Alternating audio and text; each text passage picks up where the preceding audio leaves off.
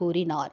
பன்முகத்தன்மை கொண்ட சிறப்பு கொண்ட இந்திய நாட்டின் சிறப்புகளை ஒவ்வொரு மாணவர்களும் தெரிந்து கொள்ள வேண்டும் என்று குறிப்பிட்ட அவர், அதே நேரத்தில் இளம் தலைமுறை மாணவர்களுக்கு தேசப்பற்றை ஊக்குவிப்பதில் பெற்றோர்கள், ஆசிரியர்கள், சமூக பொறுப்பாளர்கள் என்று அனைவருக்கும் கடமை இருப்பதாகவும் தெரிவித்தார்.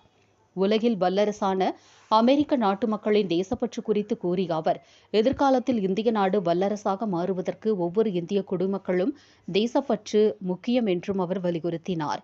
தொடர்ந்து அவர் கேட்டுக்கொண்டதற்கு இணங்க, இந்திய ராணுவத்திற்கு மரியாதை செலுத்தும் விதமாக அரங்கில் கூடியிருந்த மாணவர்கள், பெற்றோர்கள் உட்பட 1000க்கும் மேற்பட்டோர் எழுந்து நின்று ஜெய்ஹிந்த் என்று முழக்கமிட்டனர்.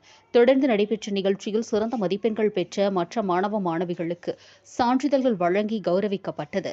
விழாவில் மாணவ மாணவிகள் இணைந்து நடத்திய கலை நிகழ்ச்சிகள் பார்வையாளர்களை வெகுவாக கவர்ந்தது.